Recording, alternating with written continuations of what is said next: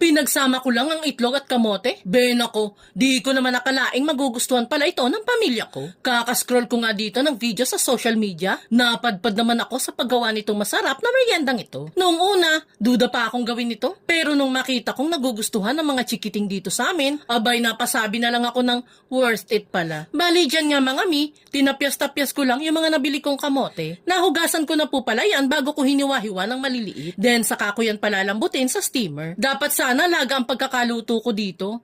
Pero may isang nag-comment na follower natin na mas mainam daw na i-steam na lang para daw di mawala ang sustansya, which is tama naman. At habang pinapalambot ko nga pala itong mga kamote, ay magugupit muna tayo dyan ng parchment paper na ilalagay natin sa ilalim ng molder natin at papahirang ko na din yan ng mantika para mas madali nating ma-unmold mamaya yung gagawin natin. Then balikan natin itong niluluto nating kamote. Makikita nyo po dyan na super lambot na po niyan. Kaya pwedeng-pwede na po nating hanguin at palamigin. Isisingit ko na din po palang i-shoutout itong 4 nating solid viewers na nagpapabati. Hello po sa inyo, Sir Sandro Lumandas ng Nueva Ecija, Ma'am Lilibeth Almario ng South Cotabato, Ma'am Belinda Abenales ng Bulacan, at si Ma'am Almayra S na nanonood sa Saudi Arabia. Maraming salamat po sa panonood mga ma'am at sir. Diyan nga mga mi, is binabalatan na natin yung mga napalambot nating kamote. And once matapos tayo sa pagbabalat, imamash natin yan until wala ng malalaking chunks ng kamote ang makita dito. And kapag natapos na din tayo sa pagmamash dito,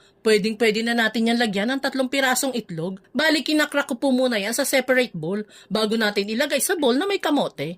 Mahirap na din kasi mga mi, di ba? Baka may bugok na itlog na mapasama dito, di sayang lahat ng ingredients natin.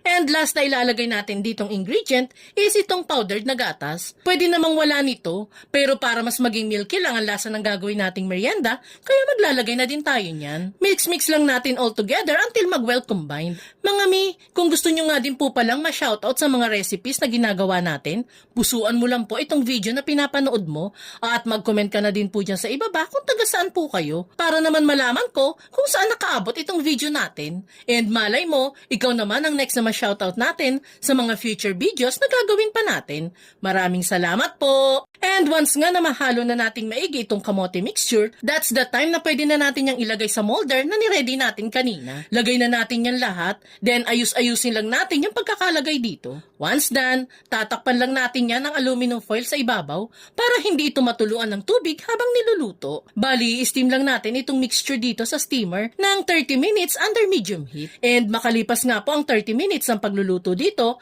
is tutusukin na natin yan ng toothpick para malaman kung luto na nga ba ang loob. Kapag tuyong lumabas ang toothpick, ibig sabihin niya na luto na ito. Palalamigin lang natin yan until mag-subside ng init